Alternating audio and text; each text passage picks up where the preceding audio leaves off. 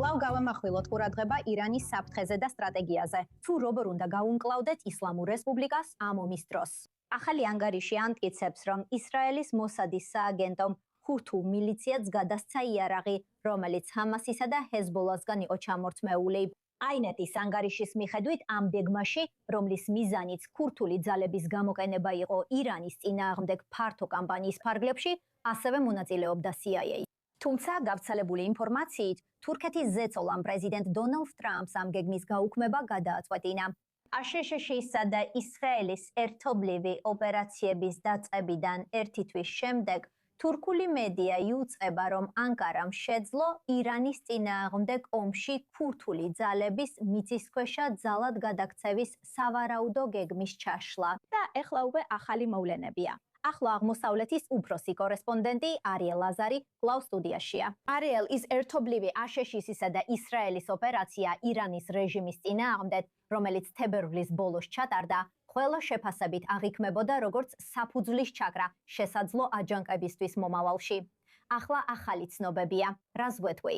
დიახ, იცი, მთელი ომის განმავლობაში ხშირად იმეორებდნენ, რომ მხოლოდ საჰაერო დარტყმებით რეჟიმს ვერ დაამხობ.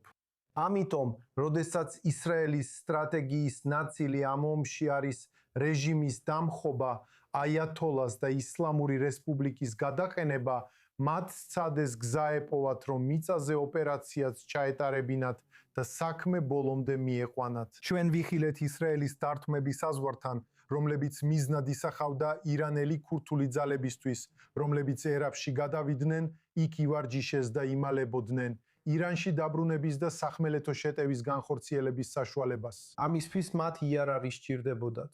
ამიტომ მოსადმა, რომელიც CIA-სთან ერთად მუშაობდა, ამ დაჯგუფებებიდან ბევრს იარაღი გადასცა. ეხლა მთელი ომის განმავლობაში, როგორც კი ეს ინფორმაცია გავრცელდა, სინამდვილეში ეს დაიწყო ჩვენი იულია პოლიგალოვას მიერ აქ, i24 News English-ზე. მან აღნიშნა, რომ ეს ქურთული ძალები იწყებდნენ სახმელეთო შეტევას, მაგრამ ძალიან მალე გამოჩნდა, რომ ეს იყო ძალიან ცოტა და ძალიან გვიან.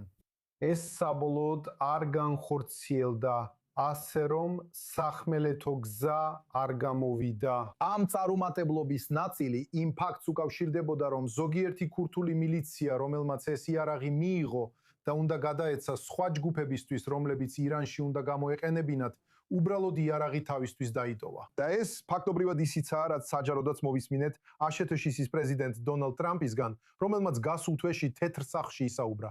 მოდით მოვუსმინოთ, როგორ აღწერა მან ეს სიტუაცია. ჩვენ გვეგონა, რომ ქურთები იარაღს მოგცემდნენ, მაგრამ ქურთებმა გავიცრუეს იმედი. ქურთები მხოლოდ იღებენ.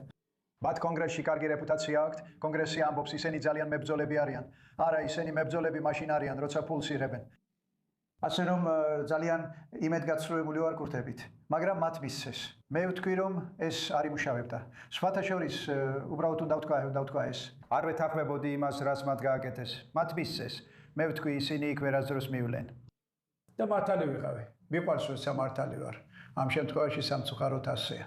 მაგრამ ჩვენ გავაგზავნეთ იარაღი ვაზნებით და უნდა მიეწოდებინათ, მაგრამ მათ დაიტოვეს. მე ვთქვი, რომ დაიტოვებდნენ, მაგრამ მე რა ვიცი. მე საქმე ცოტა ხანი არას დავიწყე, მე რა ვიცი.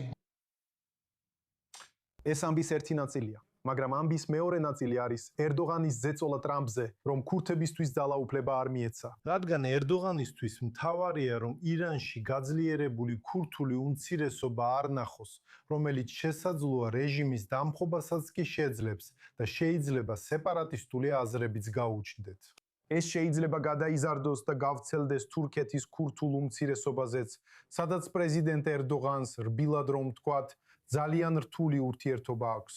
ამიტომაც ამ ზეწოლამაც თავისი წვლილი შეიტანა იმაში, რომ ქურთულმა ელემენტმა ვერ შეძლო რეჟიმის დამხობაში ჩართვა.